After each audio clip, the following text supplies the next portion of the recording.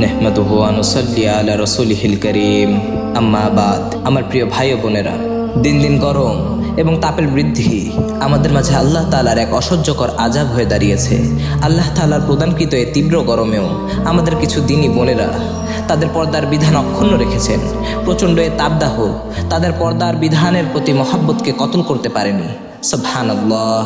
আজ এ ভয়াবহ ফিতনার সময় যখন শালীন পোশাক পরা একজন বোনের জন্য অসম্ভব হয়ে দাঁড়িয়েছে, ঠিক সে সময় 40 থেকে 45 ডিগ্রি তাপমাত্রার অসহ্যকর তাপদাহে আমাদের কিছু দিনী বোন শুধু এবং শুধু আল্লাহর বিধানকে অক্ষুণ্ণ রেখে তাকে ভয় পেয়ে সব কিছু উপেক্ষা করে এই পর্দাকে মেনে চলেছেন।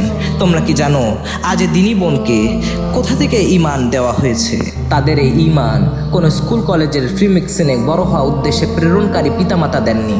তাদের এই ঈমান সংস্কৃত অনুষ্ঠানে গান নাচে এগিয়ে দেওয়া কোনো পিতামাতা দেননি। তাদের এই ঈমান শিক্ষিত ডিগ্রিধারী অশিক্ষিতর ন্যায় আচরণকৃত পিতামাতা দেননি, যারা চাকরির খাতিরে সন্তানকে সময় দিতে গাফিল হয়ে গিয়েছেন। বরং তাদের এই শিক্ষা দাড়ি, টুপি, সুন্নাহ পোশাক পরিহিতা মোল্লা দিয়েছে, যাদের তুমি উগ্রবাদী বলে সাব্যস্ত করছো।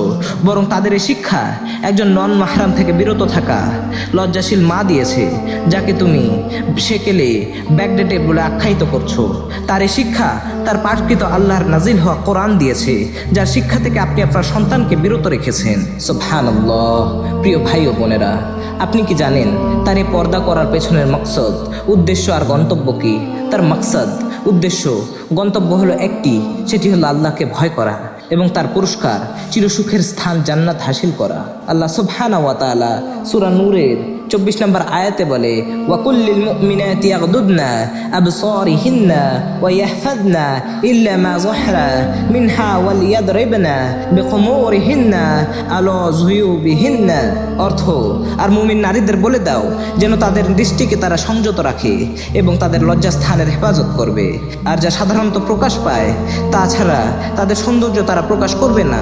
তারা যেন তাদের ওড়না দিয়ে তাদের বক্ষদেশ আবৃত করে। তারা তো এই আয়াতকে ভয় করেছে।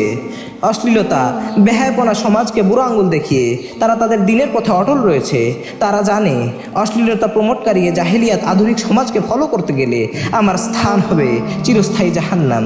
তারা জানে প্রচণ্ড এ তাপদাহ আল্লাহর জাহান্নামের আগুনের সামনে এক জাররা বালু পরিমাণও নয়। তারা ভয় করে রবের সে ভয়ঙ্কর জাহান্নামকে। প্রিয় উম্মাহ, কেনই বা তারা ভয় করবে না?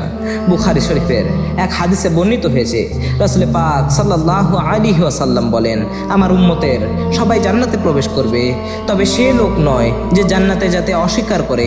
সাহাবায়ে কেরাম যখন এই কথা শুনলেন অতি আশ্চর্য এবং অবাক হয়ে নবী করিম সাল্লাল্লাহু আলাইহি ওয়াসাল্লামকে জিজ্ঞেস করলেন, ইয়া রাসূলুল্লাহ, কে সে ব্যক্তি যে নিজে থেকে জান্নাতে যেতে অস্বীকার করে?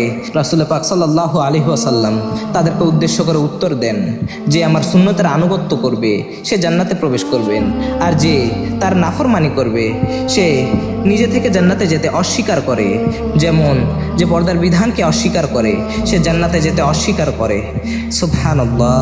রাসূল পাক সাল্লাল্লাহু আলাইহি ওয়াসাল্লামের এ কথাতে যদি কোনো বোনের হৃদয়ে না আঘাত করে তবে সে নির্দ্বিধায় তার স্থান জাহান্নামে করে নেবে। আল্লাহ সুবহানাহু ওয়া তাআলা আমার সকল দিনী বোনকে ফরজে আইন এবং পর্দার মাহাত্ম্য বোঝার তৌফিক দান করুক। ওয়া মা তাওফিকি ইল্লা বিল্লাহ। আসসালামু আলাইকুম ওয়া রাহমাতুল্লাহি তাআলা ওয়া বারাকাতুহু।